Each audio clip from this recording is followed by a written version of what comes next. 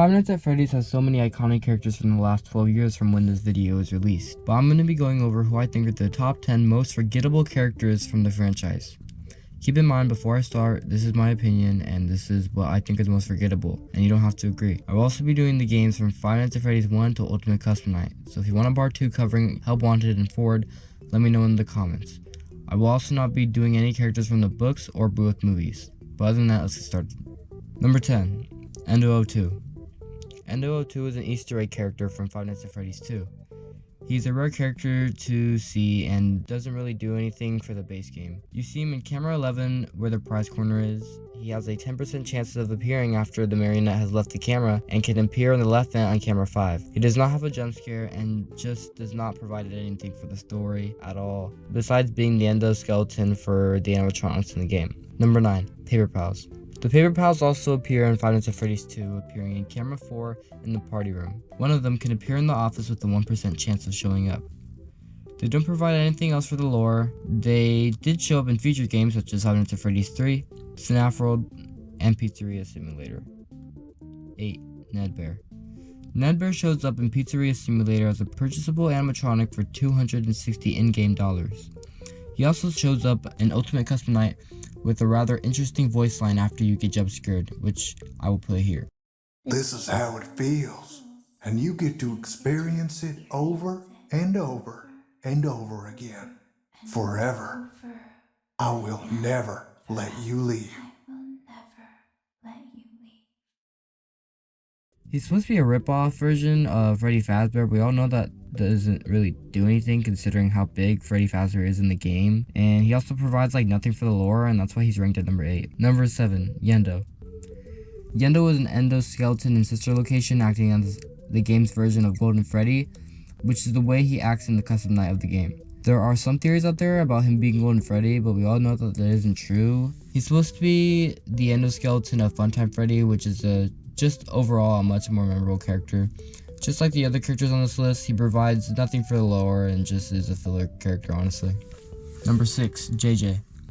JJ is a character from Five Nights at Freddy's 2 and gets literally less screen time than Endo02, being a recolored balloon boy. This animatronic just stares at you from under the desk with very rarely a 1 in 1000% chance of seeing her. She appears in later games such as FNaF World and Ultimate Custom Night, but doesn't really do anything else. We are now entering what I think are seriously the most forgettable Five Nights at Freddy's characters, so if you haven't already, consider subscribing and liking the video. I have just started making videos, so this would help me the most. On to the top 5. 5. Funtime Chica. Have you actually met someone who unironically has Funtime Chica as a favorite character in this franchise? I'll give you a few seconds. Yeah, bro, I don't think so. Funtime Chica is a purchasable animatronic in Pizza Sim with a price of $71,000 in-game dollars. She also shows up in later games such as Ultimate Custom Night and Help Wanted 2. She never could really jump scare you until Help Wanted 2, so she kind of had a weird jump scare in Ultimate Custom Night. Back in the day, a lot of people thought that she was the Spring Lock suit in Sister Location in Night 4, but I don't really believe that. Number 4, Electrobab. Electrobab is another one of those filler characters, first appearing in Sister Location, being a variation of Biddy Bab except with flickering glowing eyes. In the custom night of the game, he drains your power, and when he's in the building, you have to get rid of him by using a controlled shock. Is he canon? Probably not. Definitely a forgettable character in the Five Nights at Freddy's community. Number 3, Egg Baby.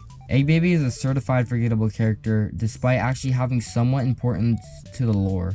He acts as a data archive or blueprint scanner until unlocking the Insanity ending for the base game. He looks like Balloon Boy except way bigger, and for some reason has a baby inside of him.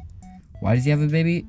I don't think anybody knows. But yeah, he's for the Insanity ending and nothing else really. Number 2, XOR or Shadow Didi. XOR/or Shadow Didi is the enemy counterpart of Didi, just even more annoying than she was before. She's accessible when you first start up 50-20 mode of Ultimate Custom Night and summons more characters upon the original 50 you have to go up against. She's widely considered the game's concept of agony as she glitches out and says low-pitch humming noises, which turns out just to be the unmodified version of Didi's voice lines. And time for the number 1 most forgettable animatronic that this video has been leading up to. Lemonade and Fruit Punch Clown. I would like to consider these characters as the same character because they look the same and act the same.